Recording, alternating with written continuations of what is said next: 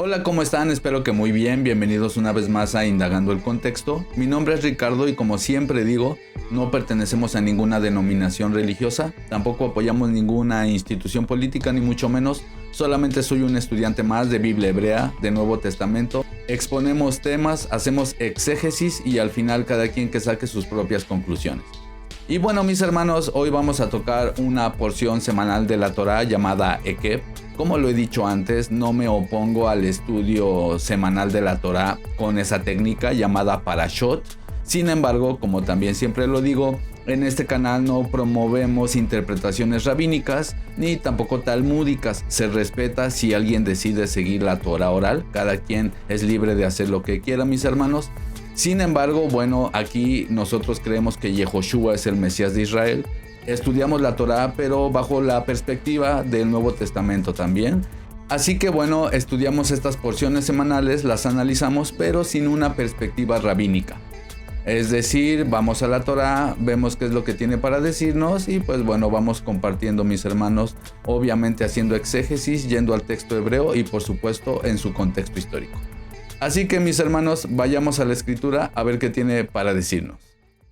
Pues bueno, ahora estamos en Deuteronomio capítulo 7. Como sabemos, esta parashá es de Deuteronomio capítulo 7 al capítulo 11. Así que vamos a leer, vamos a comenzar a leer y en algunos puntos clave nos vamos a detener para ver qué tiene la escritura para decirnos. Y pues bueno, aquí dice en la traducción, guarda por tanto los mandamientos, estatutos y decretos. Como lo hemos dicho ya en el canal varias veces, no es la mejor traducción. Mandamientos sí es la palabra mitzvot, obviamente mitzvah. Y aquí dice guarda, que en realidad es shamar, como ven en pantalla, que tiene que ver incluso, por ejemplo aquí abajo ponen vigilar, velar. Guarda, vigila, no sé si han escuchado que se le dice a alguien que, por ejemplo, que guarda la Torá, se le dice un observante de la Torá. Alguien que vigila hacer los mandamientos, que está esperando la oportunidad para hacer un mandamiento. Entonces, aquí dice, sí, vigila, por tanto, los mitzvot, los estatutos, en realidad es la palabra hukim, que viene de hok, los hukim, aquí está hok. Y bueno, sí, entender que tiene que ver con ordenanzas, pero que también tienen una carga profética, por decir así. Y los decretos, que son los mishpatim, o singular mishpat, que tienen que ver como con defensorías legales. No son decretos, siempre lo decimos. ¿Por qué? Porque hay una mala interpretación en el Nuevo Testamento cuando el Mesías dice que clavó el acta de los decretos, Yehoshua, para los que creemos que él es el Mesías de Israel.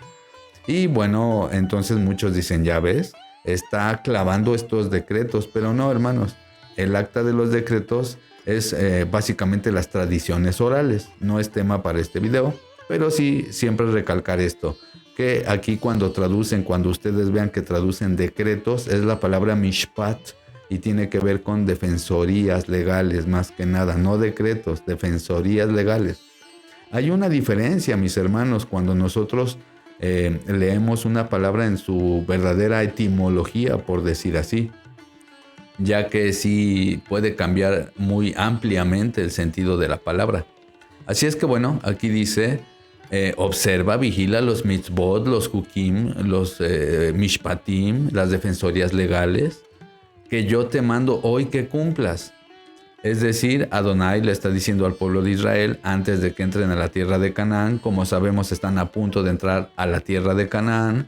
Dice que él guardará el pacto con Israel y la misericordia que juró a sus padres. Recordemos, mis hermanos, el pacto era darle la tierra de Canaán a Abraham y a su descendencia. Entonces aquí dice, bueno, si vigilan hacer mis mishpatim, mis hukim, los mitzvot, los mandamientos, bueno, yo haré, el pacto que juré a tus padres, pues lo tendré firme, ¿no? Porque el Creador, Él hace un pacto, Él jura algo y lo cumple. Ya si la otra parte rompe el pacto, obviamente ya no es culpa del Creador, ¿verdad? Pero se rompe el pacto no por culpa del Creador, obviamente. Pero aquí dice, bueno, si se hace lo que el Creador manda, dice, Él te amará y te bendecirá y te multiplicará. Bendecirá el fruto de tu vientre, el fruto de tu tierra, tu grano, tu mosto, tu aceite, la cría de tus vacas y los rebaños de tus ovejas en la tierra que juró a tus padres que te daría. Fíjense, sigue recalcando. O sea, ellos iban a entrar a la tierra de Canaán. Y está diciendo, bueno, si tú haces lo que tú debes de hacer, lo que yo he estipulado, esta cláusula del pacto, bueno, te va a ir bien en la tierra, porque también eso es algo aplicable completamente hoy en día. Hay muchas personas que pueden leer esto porque entendemos obviamente que el Antiguo Testamento, el Tanaj, es un reflejo también que podemos aplicar a nuestras vidas. Entonces aquí seguimos leyendo, dice, bendito serás más que todos los pueblos, no habrá ni varón ni hembra estéril, ni en tus ganados, y el Creador quitará de ti toda enfermedad, todas las malas plagas de Egipto que tú conoces, no las pondrás sobre ti, antes sobre todos aquellos que te aborrecen. Entonces, aquí alguien puede decir, oye, pero aquí dice que si uno guarda los mandamientos, si uno vigila lo que el Creador quiere que hagamos, bueno, dice que seremos benditos, que no habrá esterilidad, que no habrá enfermedad. Entonces, puede haber un conflicto cuando una persona lee esto.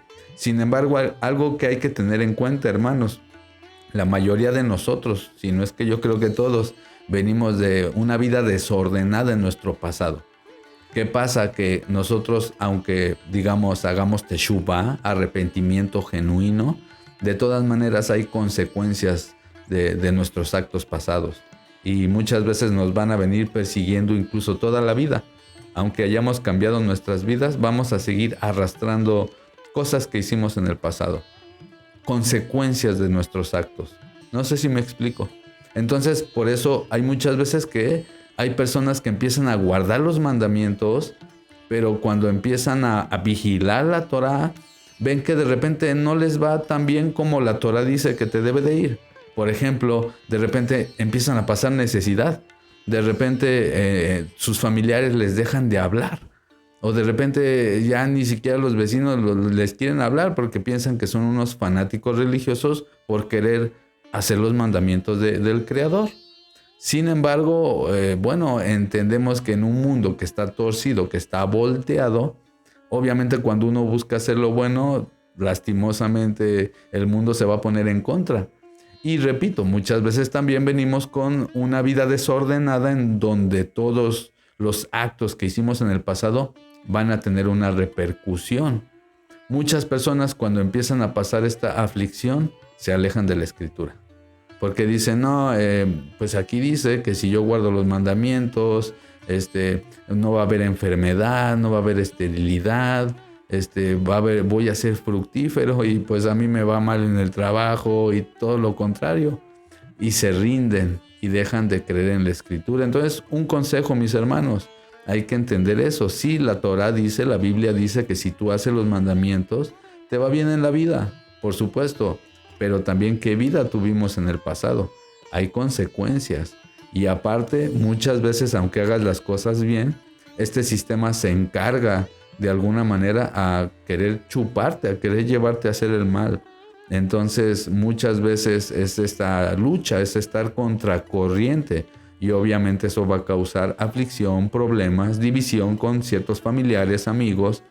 No porque nosotros querramos dividir, sino porque ¿qué comunión tiene la luz con las tinieblas, hermanos? Así es que bueno, seguimos leyendo. Recordemos, hermanos, por si alguien está escuchando esto por primera vez o qué sé yo. Bueno, recordemos que hay un lenguaje de guerra en el Antiguo Testamento. Básicamente era una guerra entre el pueblo de Israel y 7 ciudades específicas de Canaán. Eso tenerlo muy en cuenta, más adelante lo vamos a ver. No era como que tenían que ir y pelear con todos los pueblos de la tierra. No. Solamente 7 pueblos específicos de Canaán. Nada más. 7 pueblos específicos eran sus enemigos. Más adelante lo vamos a ver esos textos. Entonces aquí dice, bueno, y consumirás a todos los pueblos que te da Yod-Heh-Vav-Heh tu Elohim, no los perdonará tu ojo, ni servirás a sus dioses, porque te será tropiezo. Es muy interesante porque el Creador no manda a aniquilar otros pueblos, sino solo esos 7 pueblos específicos. Es más, De una vez vamos a ver qué pueblos. Eso está en Deuteronomio 7, 1, de hecho. Vamos a regresar y fíjense, mis hermanos, en el mismo capítulo, ¿no? No es parte de la parashá, pero vamos a regresar un poquito. Dice: cuando Yod-Heh-Vav-Heh te haya introducido en la tierra en la cual entrarás para tomarla y haya echado delante de ti a muchas naciones, al Eteo, 1, Gergeseo, 2, Amorreo, 3, Cananeo, 4, Fereseo, 5, al Jebeo, 6, al Jebuseo, 7. 7 naciones mayores y más poderosas que tú. Fíjense cómo esto lo confirma, mis hermanos, el libro de Hechos, capítulo 13, verso 19, dice: y habiendo destruido 7 naciones en la tierra de Canaán, les dio en herencia su territorio. Aquí está haciendo alusión el escritor a la carta de los Hechos de que efectivamente el pueblo de Israel combatía solo con 7 naciones dentro de Canaán. Eso tenerlo claro, hermanos. Tenerlo claro. Y ojo, son naciones que eran corruptas, pero hasta los tuétanos, hermanos. Sé que para muchas personas esto es increíble, pero básicamente eran como seres mutantes. A ver, está registrado en la misma Biblia hebrea y en los mismos libros históricos, o más bien descubrimientos antropológicos, descubrimientos arqueológicos, nuevos descubrimientos históricos en general, por decir así, en donde se ha descubierto que efectivamente todas esas regiones de Canaán eran regiones, por ejemplo, los refaítas, por ejemplo, los filisteos, o sea, todas estos personajes eran gente que básicamente la Biblia los describe como mutantes. Eran hechiceros, seres gigantes, vamos a decir así, modificados genéticamente, si se quiere decir así, o un tipo de seres que, bueno, podrían decirse mitológicos, entre comillas.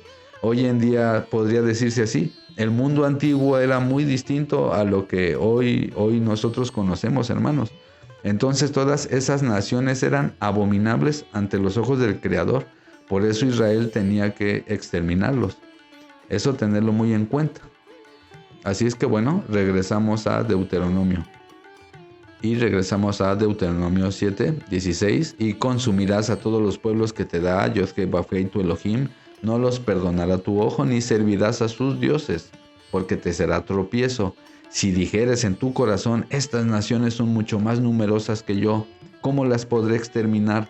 No tengas temor de ellas. Acuérdate bien de lo que hizo Yod-Heh-Vav-Heh tu Elohim con Faraón y con Egipto, de las grandes pruebas que vieron tus ojos y de las señales y milagros, y de la mano poderosa y el brazo extendido con que Yod-Heh-Vav-Heh tu Elohim te sacó. Así hará Yod-Heh-Vav-Heh tu Elohim con todos los pueblos de cuya presencia tú temieres. Fíjense, mis hermanos, aquí no está diciendo no tengas miedo. O sea, sí, no tengas miedo, es normal que tengas miedo, pero yo estoy contigo. Eso sí, los está preparando, Moisés los está preparando, por decir así, psicológicamente, espiritualmente y en todos los ámbitos, a las nuevas generaciones, a esta segunda generación que entraría a la tierra de Canaán. Básicamente tenían que entrar a derrotar a estos pueblos. Entonces, por supuesto que ellos iban confiados en que el Creador iba con ellos. Sin embargo, habría que darles una recordada, hermanos, porque seguramente muchos de ellos tenían miedo. Otros no, seguramente otros eran demasiado valientes, como Josué, como Moisés. Pero bueno, aquí es un recordatorio, ¿verdad?, de que el Creador está con ellos. Y bueno, eso también hoy en día lo podemos llevar a nuestra actualidad, por decir así, también en las tribulaciones, en los problemas, en las situaciones que nos estén pasando, pues guerrerear, hermanos, batallar, echarle ganas, luchar y saber que el Creador está con nosotros, aunque de repente las cosas se pongan un poco oscuras, se ponga un poco denso, de repente haya mucha tribulación, enfermedad, qué sé yo. Hoy en día con tantas cosas que hay, es fácil enfermarse, que la comida, ya saben, contaminada, que nos echan cosas en los cielos, etcétera, etcétera. Entonces hay mucha aflicción en el pueblo. Digo esto, mis hermanos, porque hay que entender que a pesar de que haya aflicción o enfermedad o qué sé yo, pues el Creador está con nosotros, hermanos. Si estamos obviamente tratando de hacer la voluntad del Creador. Digo, hay que hacer la voluntad, pero digo tratando porque muchas personas batallan mucho. Todos batallamos. Pero hay personas que se dejan llevar por sus pasiones, ¿me explico? No batallan, no luchan. Y esos pues están fuera de la jugada, mis hermanos, por decir así. Entonces sí, estar en la batalla, estar listos, siempre tratando de hacer nuestro máximo posible, mis hermanos, con todos nuestros errores y sabiendo que el Creador está con nosotros. Y dice aquí, bueno, enviará Yod-Heh Vavhei tu Elohim avispa sobre ellos hasta que perezcan los que quedaren y los que se hubieren escondido delante de ti, etcétera, etcétera. O sea, es un lenguaje de guerra. No te desmayes delante de ellos porque Yod-Heh Vavhei tu Elohim está en medio de ti, un Elohim grande y temible. Y Yod-Heh Vavhei echará esas naciones delante de ti poco a poco. No las acabarás enseguida, para que las fieras del campo no se aumenten contra ti. Entonces, qué interesante que aquí dice fieras del campo. Bueno, yo interpreto que ya ven que en la Biblia muchas veces también se hace alusión a las personas como animales, ¿no? Entonces, bueno, estas son como fieras, ¿no? Y literalmente eran muchos como fieras, es decir, por ejemplo, los refaítas o otros pueblos, sí eran gente que tenían aspectos de hombres divinos, hijos de los dioses, seres poderosos. Entonces no iban a combatir contra ahí cualquier pueblito de gente normal, según la Biblia hebrea, según la historia, mis hermanos. No es ningún invento. Ya, si alguien lo quiere creer o no, yo sí lo creo, pero si alguien lo quiere creer o no, ya es su decisión, mis hermanos. Pero yo sí creo que era una guerra básicamente entre mutantes y el pueblo de Israel, porque también hay pruebas por todo el mundo, históricas también, y pruebas arqueológicas de que hay muchas cosas raras, seres gigantes, repito, seres con cara incluso de león, muchas cosas muy impresionantes se han encontrado en varias partes del mundo. Y bueno, seguimos leyendo. Mas Yod-Heh Vavhei las entregará delante de ti, y él las quebrará con gran destrozo, y hasta que sean destruidas. Él entregará sus reyes en tu mano, y tú destruirás el nombre de ellos de debajo del cielo, y nadie te hará frente hasta que los destruyas. Las esculturas de sus dioses quemarás en el fuego. No codiciarás plata ni oro de ellas para tomarlo para ti, para que no tropieces en ello, pues es abominación a Yod-Heh Vavhei. Entonces, mis hermanos, por eso como vieron en el inicio del video, yo estaba grabando precisamente en la catedral de aquí de Morelos. Fui a la ciudad de Cuernavaca, Morelos, y me metí a la catedral y honestamente, mis hermanos, sin afán de molestar aquí a ningún hermano católico, cristiano, para nada, o católico, más que nada sí católico, no es por querer ofenderlos, ¿verdad? Sin embargo, en ese templo hasta se siente lúgubre todo, hermanos, tienen momias adentro. Yo me impresioné cuando vi que tienen ahí cuerpos de momias, figuras que no grabé porque no grabó bien el celular, se perdieron ahí unas imágenes, pero tienen gárgolas con sangre, unos como dragones en las paredes, símbolos por todos lados, masónicos, cabalísticos, y uno dice, bueno, esto no parece para nada el templo del Creador. Dicen seguir al Creador, pero lastimosamente en esos templos no habita el Creador. Tenemos que renovar nuestra mente, hermanos. El entendimiento que tenemos que tener en nuestra cabeza es eso, que el Creador no habita en templos, no habita en liturgias raras, no habita en ningún tipo de cosa física, en ningún muñeco, en ningún altar, en ninguna pulserita, sino tener en cuenta que el Creador habita, obviamente, Él está encima de todo, afuera de todo, pero también su manifestación, bueno, nos revela que Él está en todos lados. No sé si me explico, pero no como piensan en Nueva Era o en algunas religiones de estas modernas que son una mezcla de todo, donde dicen, bueno, Dios habita en todo, en la piedra, en el sapo. No es tanto así, o sea, esa es su creación y podemos ver su manifestación.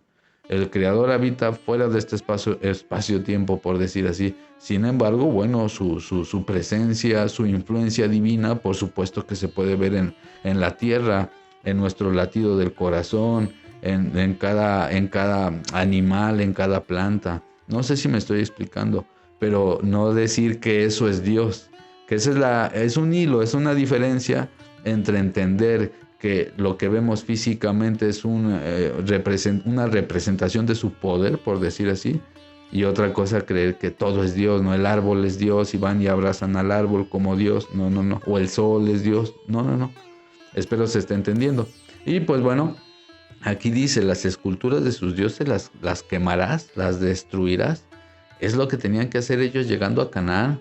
¿Y por qué? Repito, no es porque eran, no sé, unas poblaciones que a pesar de que eran idólatras, por decir así, a lo mejor, bueno, tenían ahí un que otro ídolo, pero no eran malvados así al grado de, no sé, por ejemplo, ofrendar a sus hijos al fuego o hacer orgías o esas cosas feas, sino pueblos tranquilos, ¿no?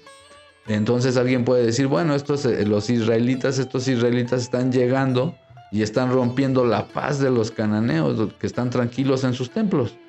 Pero no, hermanos, repito, el Creador manda exterminar 7 pueblos específicos, 7 naciones, y es interesante porque parece ser que era de las más perversas que había. Entonces era gente que sus pecados ya habían llegado al tope, su degeneración genética y todos sus experimentos, y vayan ustedes a saber qué hacían. Entonces, bueno, es por eso que tenían que ser desalojados estos pueblos, destruidos con violencia, exterminados. Y dice aquí, no traerás cosa abominable a tu casa para que no seas anatema. Lo aborrecerás y la abominarás porque es anatema. Dice el capítulo 8, cuiden de poner por obra todo mandamiento que yo les doy hoy para que vivan y sean multiplicados. Ojo, no para vida eterna. Esto ya lo he dicho en otros videos, en la parashá anterior. Y bueno, estas parashá va a haber mucho de repetición, por decir así. Porque básicamente el libro de Deuteronomios está repitiendo que hay que poner por obra los mandamientos, que hay que ponerlos por obra. Así somos los humanos, ¿no? Se nos tiene que estar repite las cosas para irlas asimilando, porque si no se nos olvida. Es por eso que tenemos el hábito de estudiar la Torá diariamente, si se puede. Yo entiendo que por el trabajo muchos hermanos no pueden diariamente, otros sí podemos, diario, mucho tiempo, pero para no olvidar, y ciertamente aunque uno la estudia a diario y la leemos mucho, hay muchísimas cosas que se nos van olvidando y tenemos que irlas recordando. Es muy interesante, hermanos, porque es como algo que nunca acaba. Y bueno, aquí otra vez repite el Creador, cuidarán de poner todo por obra, para que vivan, para que sean multiplicados y entren y posean la tierra que Yod-Heh-Vav-Heh prometió con juramento a tus padres. Y te acordarás de todo el camino por donde te ha traído Yod-Heh-Vav-Heh tu Elohim estos 40 años en el desierto. Y escuchen, mis hermanos, aquí hay algo muy interesante, porque dice, para afligirte, para probarte, para saber lo que había en tu corazón, si habías de guardar o no sus mandamientos. El Creador los puso a prueba en el desierto. Entonces, no hay que quejarnos de lo que nos pasa, mis hermanos, porque no vaya a ser que es de alguna manera una prueba que nos está poniendo el Creador. Por eso hay que siempre tener la mayor sabiduría de luchar contra nuestras emociones, contra nuestros pensamientos cuando estamos en una situación difícil, porque muy probablemente es una prueba del Creador. Aquí dice, te acordarás del camino por donde te ha traído Adonai, dice, aquí le está diciendo Moisés al pueblo, tu Elohim, estos 40 años en el desierto para afligirte, para probarte, para saber lo que había en tu corazón, si habías de guardar sus mandamientos o no. Ojo, mis hermanos, pilas, porque cada situación que nos pasa es una prueba, mis hermanos. Hay que verlo como una prueba, no como un infortunio. Sí, podemos sentir emociones, en algo molestarnos, por decir así, o qué sé yo, sentir cosas, pero tratar de dominarlas, mis hermanos, porque vaya a ser que nos está mandando una prueba el mismo Elohim. Dice aquí, y te afligió y te hizo tener hambre y te sustentó con maná. Fíjense, mis hermanos, como muchos dicen que Dios no te quiere ver hambriento, que Dios quiere que tú tengas dinero, y hay muchas iglesias, con todo respeto lo digo, ¿verdad? Sin afán de molestar a nadie. No digo que todas, obviamente, pero bueno, seamos honestos. Sabemos que hay muchas iglesias que sí predican este evangelio de la prosperidad, donde tienes que tener mucho dinero, si no, no eres bendecido. Es muy interesante porque hace días un conocido, vamos a decir así, de aquí por donde vivo, publicó unas cosas en su muro de Facebook, donde decía básicamente que no está peleada la espiritualidad con el dinero. Básicamente, en pocas palabras, que está bien buscar el dinero y tener el dinero, porque eso es como espiritual también. Sin embargo, no, nosotros podemos ver que todo lo contrario, mis hermanos. No estoy diciendo que no se pueda tener dinero y ser espiritual. Lo que estoy diciendo es que el patrón que vemos en la Biblia hebrea, la mayoría de las veces, salvo algunas excepciones como Abraham, por ejemplo, que sí tenía dinero, bueno, que era rico, por decir así, tenía mucho ganado, muchos siervos, etcétera, etcétera. Pero la mayoría vemos a los profetas, vemos a Yehoshua siendo humilde, vemos a los apóstoles. No eran gente poderosa, no eran gente rica, no eran gente con un montón de posesiones. ¿Me explico? Entonces es muy curioso eso, ¿no? Porque aquí dice que el Creador dice que los aflige con hambre para ver qué había en sus corazones. Es el mismo Creador que te pone con hambre. Claro, el propósito es que tú aprendas algo, que tú te superes a ti mismo, por decir así, que superes la prueba. Y obviamente sí se promete, una bendición en el sentido de entrar a una tierra donde fluye leche y miel, donde nunca te faltará el ganado, donde nunca te faltará nada. Pero eso más que nada hay que interpretarlo espiritualmente, porque ha habido mucha gente que, a pesar de que son personas justas, les va, entre comillas, mal en la vida. Y hay personas que son bien malvadas y tienen mucho dinero, carros, lujos. Sin embargo, el asunto está del otro lado, hermanos. Ahí es donde hay que temer a Elohim, ¿verdad, mis hermanos? Porque digamos que el tener dinero aquí en la tierra no es un equivalente a que el Creador está contento contigo o no. Repito, no tengo nada en contra de la gente que tenga dinero. Por supuesto que no lo ocupamos para vivir en este sistema. Lastimosamente todos andamos, decimos en México, correteando la chuleta, ¿verdad? Tratando de buscarnos la vida. Sin embargo, no estoy en contra, repito, de gente que, pues bueno, que quiera tener un negocio o negocios o varios, pero sí nunca perder el enfoque, hermanos, de que eso no es lo verdaderamente importante. Dice aquí que el Creador es el que afligió al pueblo y lo sustentó con el maná, comida que no conocías tú, ni tus padres la habían conocido, dice el Creador, para hacerte saber que no solo de pan vivirá el hombre. Recuerden esta frase, mis hermanos, es la frase que utiliza Yehoshua en el desierto, Jesús, Yeshua, ya saben, en este canal se respeta su pronunciación, hermanos. Cuando Satanás lo está tentando y que le ofrece, pues eso, ¿no? Le ofrece pan, ¿no? Cuando el Mesías justo estaba en un ayuno de 40 días. Y aquí dice, el Mesías dice, no solo de pan vive el hombre, ¿no? Sino de la palabra del Creador. Y aquí está haciendo alusión el Mesías a este verso. Aquí, mis hermanos, dice, no solo de pan vivirá el hombre, mas de todo lo que sale de la boca de Yod-Heh-Vav-Heh vivirá el hombre. Entonces, para que sepan, hermanos, la frase con la que le contesta Yehoshua a Satanás en el Nuevo Testamento está haciendo alusión a Deuteronomio 8.3. Sí, 8.3. Y bueno, seguimos leyendo. Tu vestido nunca se envejeció sobre ti, ni el pie se te ha hinchado en estos 40 años. Sí, los puso en aflicción, sí los probó, pero los sostenía.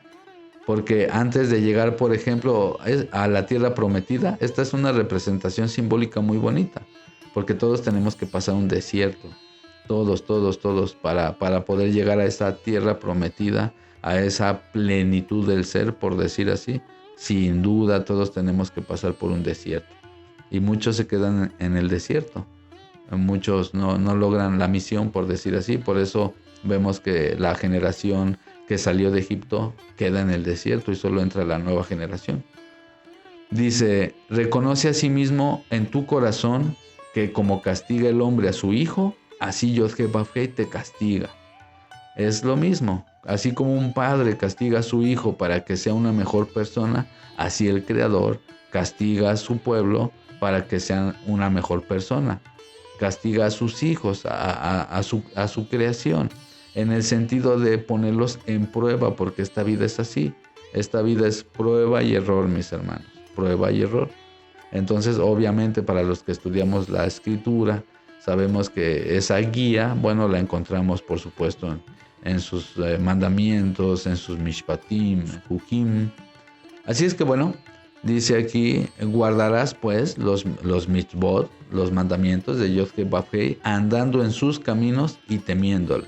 Temor reverencial. Porque Yod-Heh-Vav-Heh, tu Elohim, te introduce en la buena tierra, tierra de arroyos, de aguas, de fuentes, de manantiales que brotan en vegas y montes, tierra de trigo y cebada, de vides, higueras y granados, tierra de olivos, de aceite y miel, tierra en la cual no comerás el pan con escasez ni te faltará nada de ella, tierra cuyas piedras son hierro y cuyos montes sacarás cobre. Y comerás y te saciarás, y bendecirás a Adonai, tu Elohim, por la buena tierra que te ha dado. Cuídate de no olvidarte de Yod-Heh-Vav-Heh para cumplir sus mandamientos, y sus mishpatim, sus hukim, que yo te doy hoy. No suceda que comas y te sacies, y edifiques buenas casas en las que habitas, y tus vacas y tus ovejas aumenten, y la plata y el oro se te multiplique, y todo lo que tengas aumente, y se enorgullezca tu corazón, y te olvides de Yod-Heh-Vav-Heh, tu Elohim, que te sacó de la tierra de Egipto, de casa de servidumbre. Esto sabemos que nos pasa a todos, en la vida nos ha pasado. Nos ha pasado a todos en algún momento de nuestras vidas, que cuando estamos bien, que cuando tenemos dinero, cuando nos está yendo bien, como que se te empieza a olvidar el mundo espiritual, o empiezas a pensar que tus logros los haces por ti mismo y no reconocemos al Creador. Ojo, dicen por ahí, hablo en plural por elegancia, ¿verdad? Yo personalmente, desde que conozco la Escritura, por supuesto, siempre reconozco que todo lo que nos sustenta, todo lo que nos da el Creador, es por su misericordia. Pero hablo en general, así somos los humanos, ¿no? Cuando más nos va, cuando mejor nos va económicamente, o cuando la gente tiene mucho dinero, se empieza a olvidar del Creador. Se empieza a olvidar del Creador. Entonces dice el Creador, ten cuidado, porque yo puedo bendecir también económicamente, puedo bendecir con cosas, pero ¿para qué estás usando esas cosas? No vaya a ser que se te olvide que tienes un hacedor. Y bueno, seguimos leyendo. Que te hizo caminar por un desierto grande y espantoso, lleno de serpientes ardientes. Aquí está haciendo un recordatorio Moisés de lo de la serpiente de bronce, de todos los eventos que pasaron en el desierto. Y dice, y de sed donde no había agua, y él te sacó agua de la roca del pedernal, que te sustentó con maná en el desierto, comida que tus padres no habían conocido, afligiéndote y probándote, para a la postre hacerte bien. Entonces aquí está la clave. ¿Para qué el Creador castigaba a su pueblo, o castiga a su pueblo, o para qué el Creador nos permite entrar en tribulación? Bueno, para a la postre hacernos un bien. Porque al final de cuentas, en esta realidad, en este mundo así funcionan las cosas. La única manera de aprender es a través de la aflicción. El dolor te hace crecer. Es así. Eso lo han entendido incluso todas las culturas. Es una de las bases fundamentales de este mundo. Que a través del dolor, uno es como puede elevar o fortalecer, por decir así, el nefesh, fortalecer la existencia, fortalecer la fe, la emuná, no a través de la comodidad. Y aquí dice, y digas en tu corazón, mi poder y la fuerza de mi mano me han traído esta riqueza. Sino acuérdate de Yod-Heh-Vav-Heh, tu Elohim, porque Él te da el poder para hacer las riquezas a fin de confirmar su pacto que juró a tus padres como en este día. Repito, siempre lo digo, bueno, no siempre, ¿verdad? Pero cuando se toca el tema, hay en el canal una serie de videos referente a los pactos. Búsquenlos, por favor. Muy importante, si no los han visto, para que puedan comprender exactamente cuál es la diferencia entre el pacto, la promesa, el nuevo pacto, etcétera, etcétera. Y bueno, aquí está hablando del pacto de darles la tierra de Canaán. Entonces, bueno, el pacto que juró a sus padres, dice que el Creador es el que te da poder para confirmar ese pacto, confirmar el pacto de heredar la tierra de Canaán. Mas si llegaras a olvidarte de Yod-Heh-Vav-Heh tu Elohim y anduvieras en pos de dioses ajenos y les sirves a ellos y te inclinas a ellos, yo lo afirmo hoy contra ustedes que de cierto perecerán. Es decir, si el pueblo desobedecía, un pueblo que sabía exactamente lo que estaba haciendo, o sea, conocían al Elohim de Israel y habían entrado, por decir así, en pacto con él de recibir la tierra de Canaán, pero si no hacían la cláusula del pacto, que es la Torá, porque la Torá no es un pacto, la Torá es la cláusula del pacto abrámico, bueno, si se rompía la Torá, se rompía el pacto. Y entonces perecerían o serían expulsados por pueblos enemigos. Y esto tiene completa lógica. Obviamente si uno obra mal en la vida, mal te va, ¿no? Como dicen en otras culturas, el karma, no es karma, es el juicio divino, por decir así. Y dice aquí, como las naciones que Yod-Heh-Vav-Heh destruirá delante de ustedes, así perecerán por cuanto no han atendido la voz de Yod-Heh-Vav-Heh su Elohim. Y dice el 9, escucha Israel, tú vas a pasar el Jordán para entrar a desposeer a naciones más numerosas y más poderosas que tú, ciudades grandes y amuralladas hasta el cielo. Obviamente esto es un lenguaje hiperbólico, no es que literalmente llegaban al cielo, sino que está diciendo que eran grandes murallas, por decir así. Un pueblo grande y alto. Ojo que aquí sí los famosos Anakim, ya ven que hasta en las películas hablan de los Anunnaki y estas cosas. Bueno, esto lo sacan de aquí. Los anaseos o los Anakim eran seres grandes. La Biblia eso sí, dice que eran seres grandes. Entonces qué curioso que aquí habla también de murallas grandes. Ojo, no hasta el cielo, pero sí murallas, por decir, de gente grande, como Goliat, que medía unos 4 metros, por decir así. ¿Quién sabe estos personajes cuánto medían? Dice, ¿quién se sostendrá delante de los hijos de Anak? De ahí viene lo de Anakin. Por ejemplo, Anakin Skywalker, de la película de Star Wars. Y bueno, esta gente que hace esas películas saca todos estos nombres de aquí, ¿no?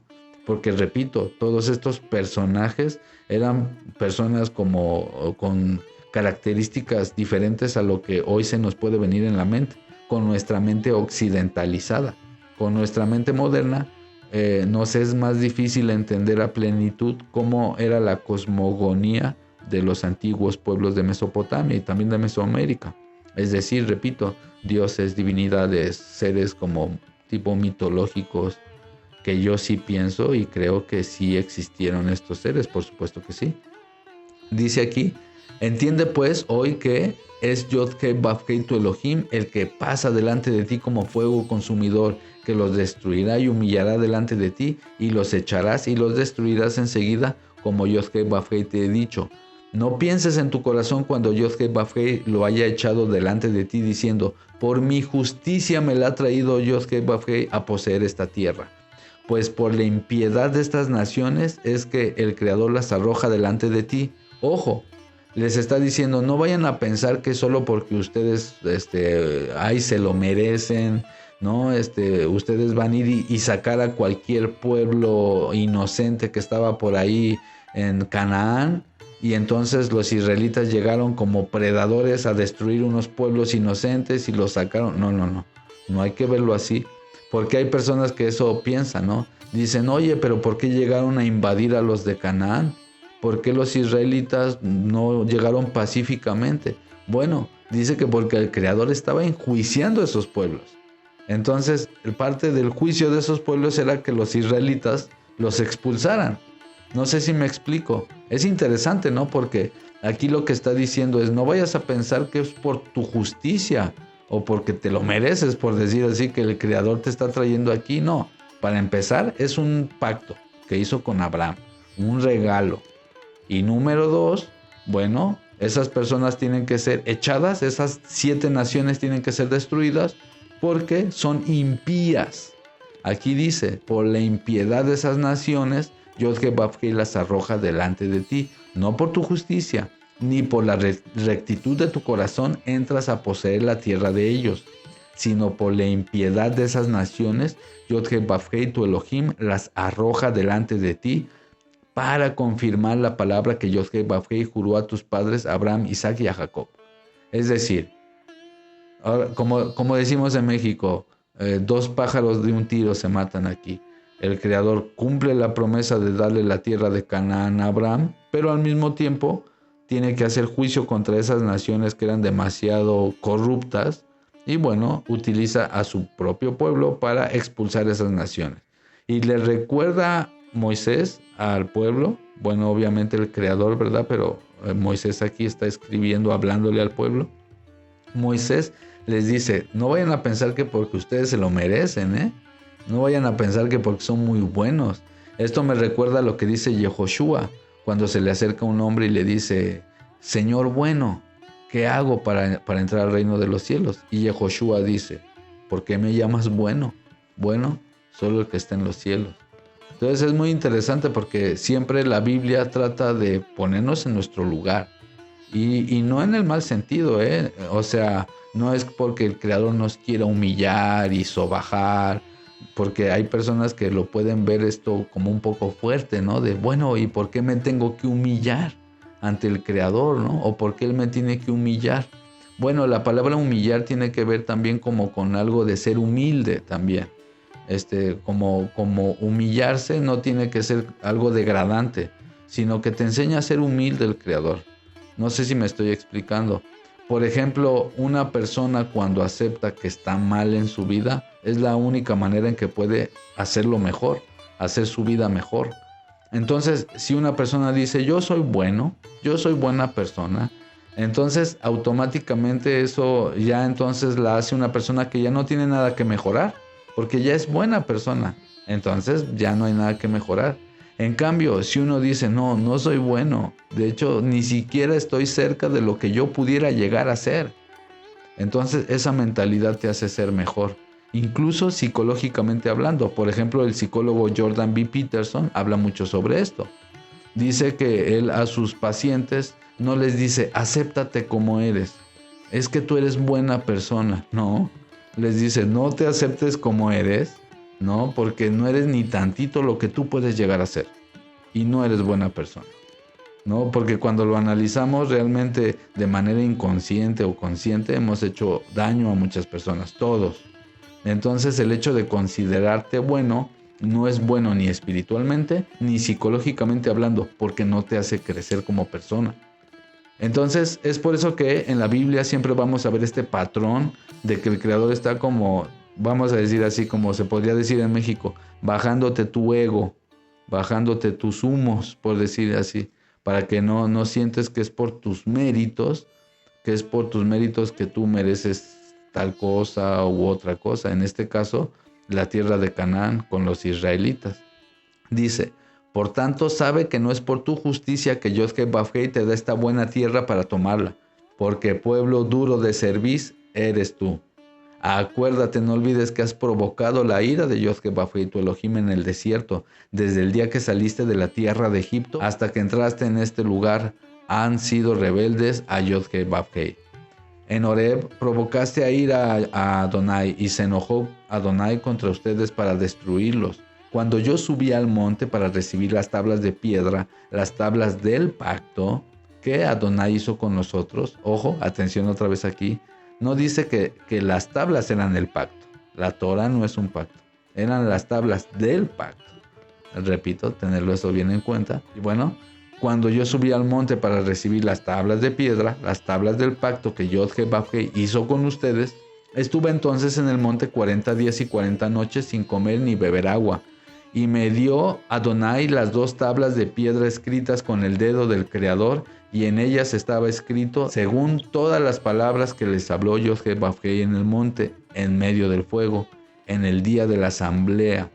Entonces es muy interesante porque aquí es la palabra cajal, asamblea, que básicamente en el Nuevo Testamento iglesia, que es eclesia, esta se utiliza por ejemplo en la Septuaginta para referirse a cajal. Básicamente de ahí viene la palabra quejilá. A quejilá viene de cajal, aquí dice quejilá, pero viene de cajal, que es eclesía, iglesia. Entonces no escandalizarse, hermanos, para los que les gusta hablar como mezclado español con hebreo, así no escandalizarse, ¿no? De decir iglesia, no pasa nada, porque los hermanos cristianos dicen iglesia, luego los de raíces hebreas los atacan y bueno, ya saben que en este canal no se promueve ese tipo de ataques, por decir así. Así es que bueno, aquí dice, está hablando Moisés de cuando sube al monte y cuando le da las tablas de piedra y cuando baja Moisés después de 40 días y 40 noches y le da las tablas y el Creador le dice, levántate, desciende pronto de aquí porque tu pueblo que sacaste de Egipto se ha corrompido. Pronto se han apartado del camino que yo les mandé, se han hecho una imagen de fundición. Aquí está haciendo un recordatorio del pecado de becerro de oro. Y me dijo Yod-Heh-Vav-Heh diciendo, he observado a este pueblo y he aquí que es un pueblo duro de cerviz. Déjame que los destruya y borre su nombre de debajo del cielo. Y yo te pondré sobre una nación fuerte y mucho más numerosa que ellos. Fíjense mis hermanos, aquí a lo mejor el Creador estaba incluso probando a Moisés, No lo había pensado hasta ahorita, no lo había visto de esta manera. Porque aquí es el Creador que dijo, voy a destruir a los israelitas porque estaban con el pecado del becerro de oro y dijo, no hombre, este pueblo los voy a aniquilar. Y Moisés intercede por ellos. Entonces qué interesante porque ¿ustedes creen que Moisés hizo que cambiara de opinión el Creador? ¿O no será que el Creador ya tenía una decisión hecha, pero más bien estaba probando a Moisés? Yo voy más por ahí, porque dice, déjame que los destruya. Aparte es como, déjame, permíteme destruirlos, ¿no? Como si Moisés le fuera a permitir algo. Y borre su nombre de debajo del cielo y yo te pondré sobre una nación fuerte y mucho más numerosa que ellos. Y volví y descendí del monte, el cual ardía en fuego con las tablas del pacto en mis dos manos. Y miré, y aquí estaban pecando contra Yod-Heh-Vav-Heh y su Elohim. Habían hecho un becerro de oro de fundición, apartándose del camino que el Creador les había mandado. Entonces tomé las dos tablas y las arrojé de mis dos manos y las quebré delante de sus ojos. Imagínense el coraje que sintió Moisés porque sabía lo que venía. Sabía que lo que estaban haciendo era terrible. Y me postré delante de Yod-Heh-Vav-Heh como antes 40 días y 40 noches. Fíjense, él tuvo para Moisés poder acceder. Algo que hay que entender, hermanos. Y aquí los invito a que tengan un poquito la mente abierta por lo que voy a decir. Pero vamos a decir así que Moisés de alguna manera al subir a la cima de la montaña, vamos a decir así, entraba en una dimensión o en un trance, por decir así, para poder entrar y acceder a esas dimensiones espirituales, por decir así. Acceder a esa información divina, bueno, él tenía que entrar ahí en ayuno, 40 días, 40 noches, etcétera, etcétera. No es casualidad, mis hermanos, que el Mesías también se fue a ayunar 40 días y 40 noches. Vamos a decir así, ellos llegaban ahí a una plenitud muy, muy potente, a modo que podían tener una comunicación muy directa con el Creador. Sin interferencia, me explico, sin interferencia del mundo, sin interferencia ni siquiera de masticar comida, ni de tomar agua, sino directamente en una meditación con el Creador. Ojo, no digo, no nos confundamos, hermanos, no hablo de que meditaba, no, pero subía al monte, ayunaba y a orar y a clamar y a hablar con el Creador 40 días y 40 noches. Entonces fíjense, dice aquí que él no comió ni bebió agua a causa de su pecado que habían cometido haciendo el mal ante los ojos del Creador para hacerlo enojar, porque temía a causa del furor y la ira con que Adonai estaba enojado contra ustedes para destruirlos. Pero Adonai me escuchó aún esta vez. Contra Aarón también se enojó en gran manera para destruirlo, y también oré por Aarón en aquel entonces. Y tomé el objeto de su pecado, el becerro que habían hecho, lo quemé en el fuego y lo desmenucé moliéndolo muy bien hasta que fue reducido a polvo, y eché el polvo de él en el arroyo que descendía del monte. También en Taberá, en Masá y en Kibrot Hatabá provocaron a ir a Yod-Heh-Vav-Heh. Y cuando Yod-Heh-Vav-Heh les envió desde Cades Barnea diciendo: suban y posean la tierra que yo les he dado, también fueron rebeldes al mandato de Adonai su Elohim y no le creyeron ni obedecieron su voz. Aquí está hablando, repito, de todos los eventos que pasaron en el libro de Números. Moisés va a estar contando la historia de los espías, del becerro de oro, de las codornices, todo lo que le pasó a los israelitas en el desierto. Entonces, bueno, repito, Moisés está haciendo un recordatorio a la nueva generación. Dice aquí: rebeldes han sido contra el Creador desde el día que yo los conozco. O sea, claro, aquí también todavía había sobrevivientes, estaba la vieja generación también ahí, pero ellos no entrarían, ellos no iban a entrar. Entonces dice aquí: me postré pues delante de Adonai 40 días y 40 noches y estuve postrado porque Adonai dijo que los iba a destruir. Y oré a Yod-Heh-Vav-Heh diciendo: oh Adonai soberano, no destruyas a tu pueblo y a tu heredad que has redimido con tu grandeza, que sacaste de Egipto con mano poderosa. Acuérdate de tus siervos Abraham, Isaac y Jacob, y no mires la dureza de este pueblo, ni su impiedad, ni su pecado. No sea que digan los de la tierra de donde nos sacaste: por cuanto no pudo Yod-Heh-Vav-Heh introducirlos en la tierra que les había prometido, o porque los aborrecía, los sacó para matarlos en el desierto. Como diciendo: ten misericordia de ellos, pero lo que más me preocupa es que tu nombre sea manchado. Y repito, el Creador es el Todopoderoso. No es como que Él dijo: es verdad, ¿qué van a decir de mí? ¿Me explico? Sino más bien el Creador estaba incluso probando a Moisés. No, a él estaba viendo si intercedía por el pueblo, a ver qué hacía Moisés. Y ellos son tu pueblo, dice Moisés, y tu heredad, que sacaste con gran poder y con tu brazo extendido. Y bueno, ahora estamos en Deuteronomio 10:1, el siguiente capítulo. Y dice: en aquel tiempo Adonai me dijo: lábrate 2 tablas de piedra como las primeras y sube a mi monte, y hazte un arca de madera, y escribiré en aquellas tablas las palabras que estaban en las primeras tablas que quebraste, y las pondrás en el arca. E hice un arca de madera de acacia y labré 2 tablas de piedra, como las primeras, y subí al monte con las 2 tablas en mi mano. Y escribió en las tablas conforme a la primera escritura las 10 palabras, los 10 mandamientos, que el Creador les había hablado en el monte en medio del fuego el día de la asamblea, y me las dio el Creador. Y volví y descendí del monte y puse pues las tablas en el arca que había hecho, y ahí están, como Adonai me mandó. Después salieron los hijos de Israel de Berot Bené a Jacán, a Moserá, y ahí murió Aarón, y ahí fue sepultado, y en lugar suyo tuvo el sacerdocio su hijo Eleazar. De ahí partieron a Gudgodá, y de Gudgodá a Jotbatá, tierra de arroyos y aguas. En aquel tiempo apartó Adonai a la tribu de Leví para que llevaran el arca del pacto de Adonai, de Yod-Heh-Vav-Heh, para que estuviera delante de Yod-Heh-Vav-Heh para servirle y para bendecir en su nombre hasta hoy. Por lo cual Leví no tuvo parte ni heredad con sus hermanos.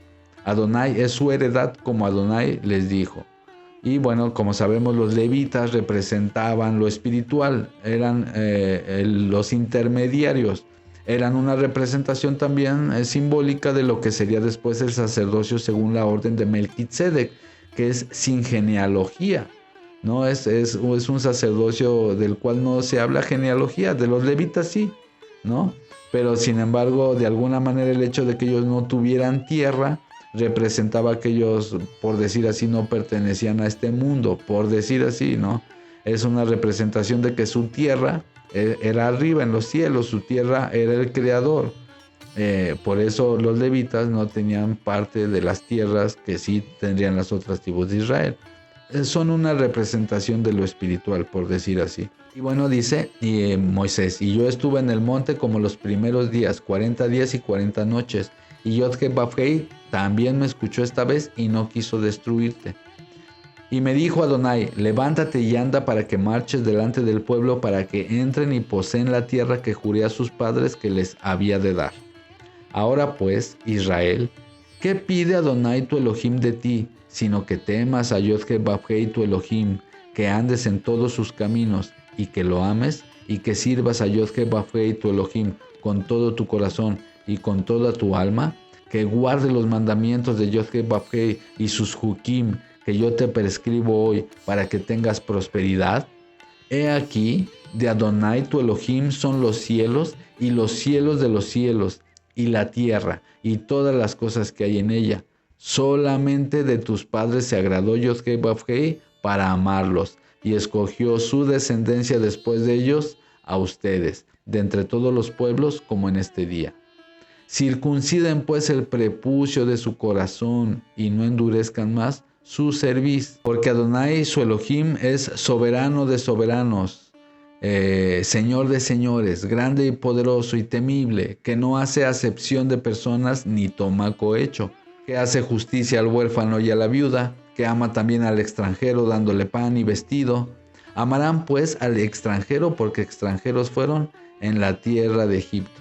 Y bueno, esta palabra para extranjero es la palabra ger, que tiene que ver con huésped, hermanos, un huésped, porque hay otras palabras para referirse a otros extranjeros. Por ejemplo, están los extranjeros hostiles, que eran enemigos de Israel, y bueno, otras palabras más que no las recuerdo ahorita, pero sí ger, tener en cuenta, mis hermanos, que tiene que ver con huésped, un huésped. De hecho, aquí mismo dice, por ejemplo, forastero, miren, morar, invitado. Ponen morar, no ponen extranjero, porque un ger es un huésped. Se debería de traducir mejor así. Ya hoy en día, en los conceptos modernos del hebreo moderno, ya huésped se le llama un prosélito. O sea, si le preguntan a un judío en Israel qué es un ger, van a decir prosélito, que se traduce prosélito, alguien que se transforma al judaísmo. Sin embargo, bueno, ger es un huésped extranjero, sí era un extranjero, pero era un huésped que habitaba con el pueblo de Israel y que la Torá también aplicaba para él. Y pues bueno, mis hermanos, esto ha sido todo por hoy, esperando sirva para sus análisis bíblicos esta parashá, que les ayude con sus estudios, por supuesto, y en su vida espiritual, en su vida personal, por supuesto que sí. Esa es la intención también de este proyecto, de este canal. Y como siempre digo, si este proyecto les ayuda a sus análisis bíblicos o simplemente les agrada, les pido por favor que compartan el video, que pongan un dedito arriba si es que les gustó, por supuesto, este video, que también me dejen en la caja de los comentarios cuáles son sus opiniones, qué opinan de todo esto, están de acuerdo, no están de acuerdo. Como siempre digo, dejen sus opiniones, pero por supuesto desde el amor, desde el respeto y desde el buen entendimiento. También, si no se han suscrito al canal, les pido que se suscriban, eso nos apoya mucho, vamos comenzando con este proyecto. Así es que bueno, sin más, si el creador lo permite, nos estaremos viendo muy pronto. Hasta la próxima, Elohim les bendiga. Bye bye.